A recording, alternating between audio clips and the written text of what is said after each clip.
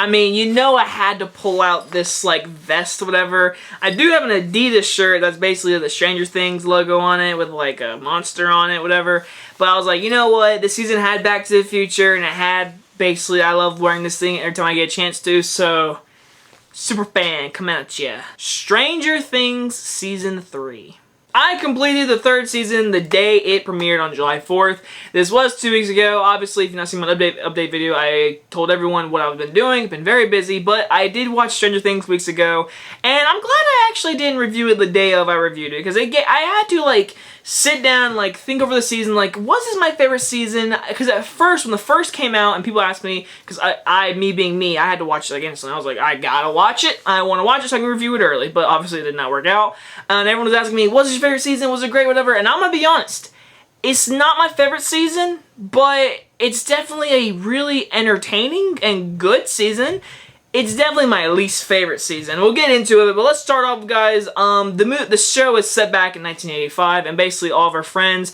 Dustin has come back for summer camp, and he has been away, so he's not with his friends, and they're all getting older. And obviously, Eleven is now very much older, and now she's in the dating life, and now she's making out with boys, dating, all this kind of stuff. And Harper, the cop, is still being very much a dad, and this season he is a 100% a dad. He's taking over Eleven. He's basically keeping as a daughter. He is basically father-daughter relationship in this whole season, and it shows, and it's really great. And by the way, this review will not contain any spoilers. I will not get into detail. I'm just going to tell you how I feel about the season. And so basically, the aliens are back.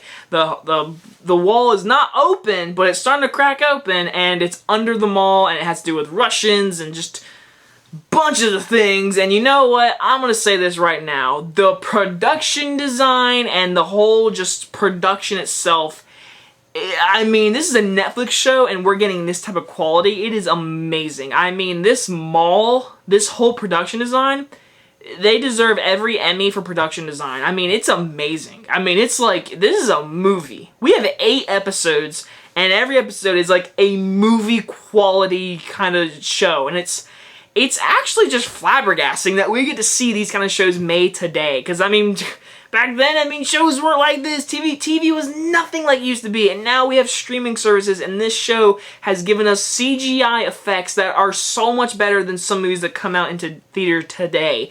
Like, the CGI, the production design, the clothing, the costumes, everything technical about this season is the best one yet. Again, it is just great to look at, and the soundtrack is amazing, and it gets you right in that vibe. And of course, our group of kids, the characters we love and everything, we do get to see them struggle in growing up and dealing with, like, pretty much hormones, girls, making out, all that kind of stuff, and kind of leaving back behind Dungeons and Dragons. And so I can forget the one friend's name, but he's the one that always gets captured in every season, basically, and he's the one that keeps up Dungeons and Dragons, and everyone else is like dealing with girls and girlfriends and relationships, and he's not growing out of it. But it's sad because you want to be mad at him, but you can't blame him either because he's just hanging out with his friends.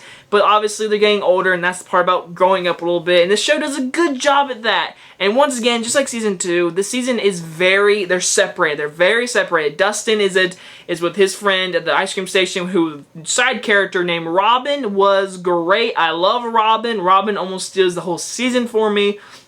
I can't remember his name. Billy. Billy is the Red Ranger. Billy had a great arc this season. I won't spoil what they do with him.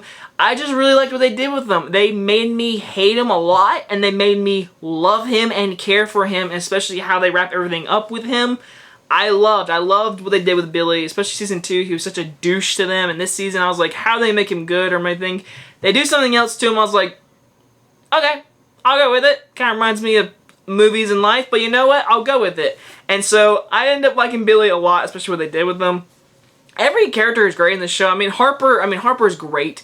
I love Harper. He is so just lovable in this season, and which can also be a con. Minor little con is in the first season he was such a hard ass, and in this season he's very teddy bear huggable, which, I mean, I know that's the character development they're trying to do, whatever, but it is something I really enjoyed watching. But then again, I was like, I do miss Badass Harper, but he did definitely have his moments. He had his moments. The scene with the mirror scene, the maze and the mirror scenes, whatever, That was a great scene. I loved him. Like, he's a badass. They kept with his character, but developed him in different ways that we weren't expecting, just like every other character. So what are my biggest issues this season? My biggest issue, 1000%, is, like I said, how at season 3, the season's very separated by people, and like, just like season 2, I think they almost kind of like, not do the same thing as season 2, but they definitely like, copy-cuttered it and like, made it very similar. Like, season 2 ended in a certain way where like, they're stuck in a house and there's a monster outside and they gotta fight it. There's a scene towards the end of the season, or one episode, I think it's episode 6 or 7? I think 7. And they're stuck in a house and the monsters are around them. It kind of reminded me of that and how the season, and there's one moment where they're all separated and there's one moment where they all meet up towards the very end, just like this season and season 2. So I feel like they were very much like that. There is definitely no like emo join a badass club episode like last season. Like, no, there's none of that. Definitely this season is like that. And I will say this season is very much bloody and gory, which I didn't mind. I just said, you're going for, a lot of kids watch the show, so maybe don't go too hard R, which then again, that sounds so weird coming from me. I love pushing the edge, like to kids, whatever, but they pushed the edge really hard. This season's pretty darn bloody. But yeah, like anything like that, I do think there was certain moments like just cheesiness. And it has to do with the Russian storyline. I don't know. I have never, ever, ever cared in movies, shows, whatever, when Russians come in and they're just mean. They're always mean. They do something cool with a Russian scientist that I absolutely loved. I mean, I've heard everyone love this character, and it's true.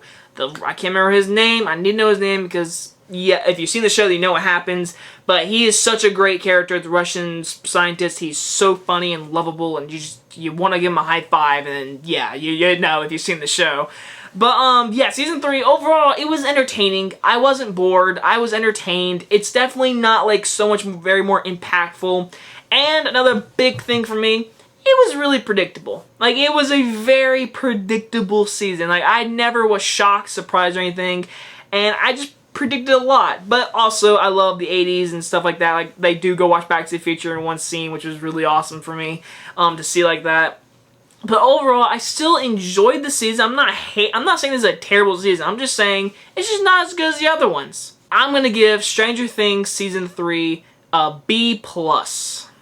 That might seem like a bad grade to some everyone, but again, I enjoyed the season. I really enjoyed it. I will probably buy it on Blu-ray like I did the first two. Do I need to?